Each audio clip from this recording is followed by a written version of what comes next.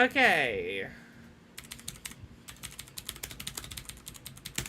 Always happens right after raids. It's always the moment a raid has happened, and we've picked up new people that the computer's like, no, I've decided it's too humid. I don't like it. It's too warm. But we're back. Everything's fine. Give me like 2 seconds to get my setup back up and running.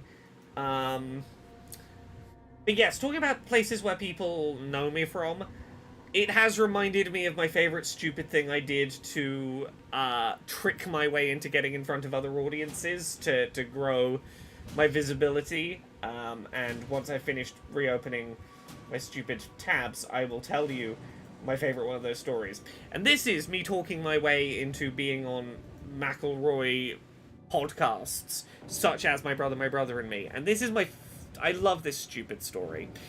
So for any of you who don't know, the McElroy brothers, who are some very well-known popular podcasters, have a podcast called My Brother and Me. And, they did a spin-off podcast for a little while called The McElroys Will Be in Trolls 2.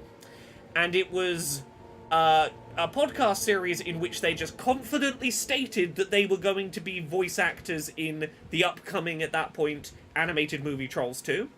And talked about it as if it, was as if it was a documentary being recorded after they were in Trolls 2. Let's talk about the journey that got us there. But it was happening before the film had happened, and they were not in the film, confirmed to be in the film. And they blagged their way into being in Trolls 2 by just confidently making this podcast talking about, the various ways they were trying to get into the movie Trolls 2. So I had the bright idea to start a rival podcast called Laura K. Buzz Will Be on My Brother and Me. And it was a parody of their podcast, in which I just started very confidently stating that I was going to be a guest on an episode of My Brother and Me. I think it ran for 6 episodes, and the final one, I managed to get Sydney McElroy, who was the wife of one of the McElroys, co-host of the podcast Sawbones, great podcast. I got her to come guest on the podcast, and she got on board with the bit so well. She sat there talking about, oh, no, you get a flight over here, and I'll, I will sneak you into the recording room. I'll, put a big box in the corner. And then, when the recording starts and, Justin starts recording, you just get out the box and start talking. And if he tells you to get out or, anything like that, I will come in as his wife and tell him off and you can be on the show. And I'm like, yeah, thank you. And I talked my way into being on a McElroy podcast that way. And, it is still my favorite... it might be my favorite bit of blagging my way into something that I've pulled off. I've blagged my way in places before, back before we knew how shit Ubisoft was. One of the years I went to E3, I didn't get approval to attend Ubisoft's press conference, so I just held a cardboard box confidently and, walked in, I tried to make it look like it was heavy, and I just confidently walked in the front as if I was carrying, equipment for the stage show. I just confidently walked in. It was fucking great. It was lovely. Yeah, it's high-vis jacket clipboard energy. Sometimes I whip out the high-vis jacket clipboard energy. And you'd be surprised how well it works, or how well it can work. My mother used to make use of high-vis jacket energy. One of the stories I know about my mother is back in the day, she used to blag her way into going backstage at concerts by just putting on a high-vis jacket and putting a stern face on and confidently walking backstage. Didn't always work, but she got backstage for, I think Bryan Adams she got backstage for once. She just, confidently acted like she belonged.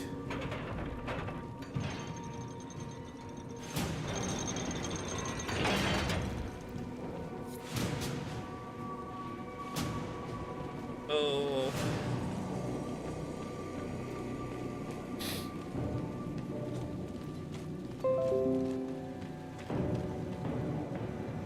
Is it true that the entire Dwarven economy relies upon lyrium? Mostly. With We've got the Nog market cornered as well. And the dwarves of Orzammar have never studied lyrium? If they have, they certainly haven't shared anything up here. Why? It is the source of all magic, save that which mages bring themselves. Dwarves alone have the ability to mine it safely. I wondered if they had sought to learn more. The folks back in Orzammar don't care much about anything but tradition. We can safely mine rocks that give literal magic powers. Now we're not that bothered about like what they are or why. We just do what we do. That's a dwarf way, isn't it?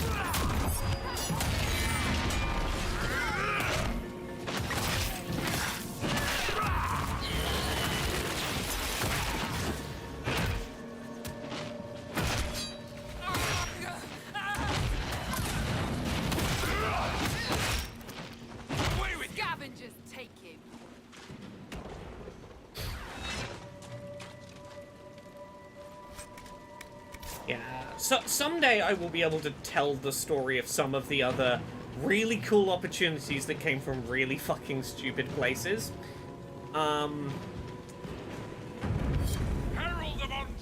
Like, I can probably get away with saying this. One very cool opportunity I'll eventually get to tell you all about came about, at least in part, because of a podcast I used to do reviewing video game character pornography. Pixel Squirt, as a show, might have, in a roundabout way, led to a very cool, not video game porn-related opportunity in my life that will eventually materialize. And I am very excited for the day I get to confidently say, this cool thing happened explicitly because I talked about video game porn on the internet. Look, Mum, it was productive. It was productive work, I swear.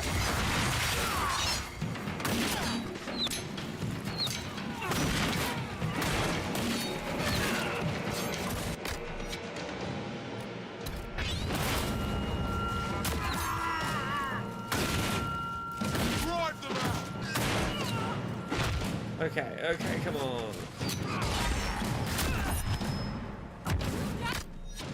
Okay. Rock and stone indeed, Echo. Rock and stone. Ooh, what's this big boy? And of course, Cork Blimey. He's quite strong.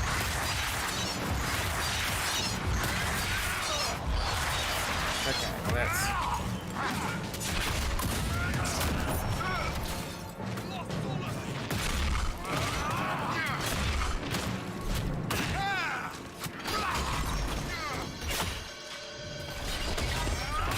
Oh, who's down? Who's down? Solus. Oh, of course, you're the one down, Solus.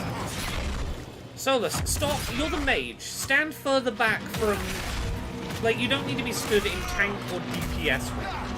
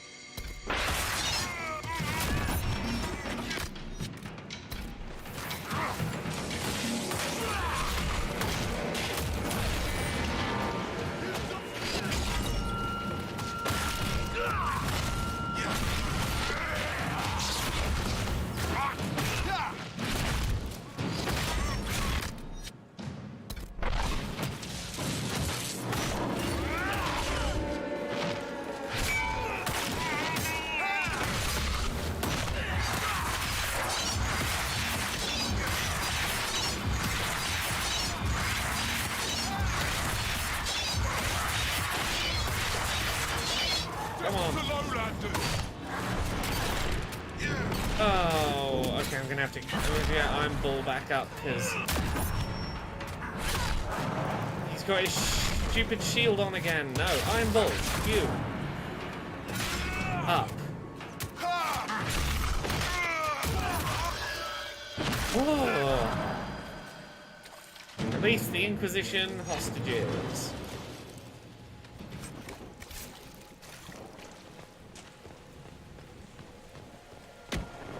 This is probably going to be the last bit we do today. Herald of Andraste. I dealt with the Avar. Is everyone all right? Yes, your worship.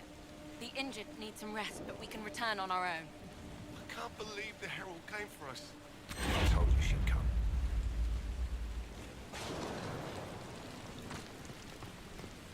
Hurrah! We done did it. And maybe you have some plot for us over here, sir, with the big hammer? Your god looks after you, Herald. There lies the brat. His father, chief of our holding, would duel me for the loss if he cared enough. Come join The me! Inquisition has a purpose your chief lacks. Join me. Come be Help us another stop big the hitty person on the team. The Lady of the Skies with me here. To help heal the wounds in her skin. Aye, I'll join you. Let me make peace with my kid and I'll find where you set your flag. Hurrah! We've added you to the team. I will say, one thing I think that Dragon Age Inquisition has over the Mass Effect games is, even if they're not, like, big core, like, you know, proper companions, I love how many of the little side quests in this lead to a little side story character going, yeah, I'll fucking come join the adventure, and then they're, like, someone you could have in your party. And even if they're, like, not one of the, like, actual core narrative characters, you're just like, hey, this dude, yeah, he's gonna come hang out at the castle now. He's one of us, why not? I like the little almost Pokemon collectathon aspect of, I'm just collecting a bunch of little guys. Just a bunch of little folks and doodads and what's-its. Fuck yeah. Okay, so we're gonna head back to... Oh, did we miss a landmark somewhere? Is it a landmark I can be asked to find? Honestly, no. Not a landmark I can be asked to find at this moment. So we're gonna go back to the Haven in case there's more people to talk to, more narrative. But I think we're gonna wrap it up here for tonight. Thank you very much, everyone, for tuning in. As a reminder, if this is your first time here, I usually stream Mondays, Wednesdays, and Fridays, 10 PM UK, 5 PM Eastern, 2 PM Pacific. I will not be streaming Friday this week, but I will be back on Monday streaming. I'll be Monday, Wednesday, Friday next week. Apologies for the missing Friday stream this week. Some other life stuff is just kind of gonna be in the way, but we'll be back next week with another batch of Dragon Age Inquisition. Until then, I hope you enjoy yourselves. Have a good rest of your day. I'm going to go get some sleep. Good night, all.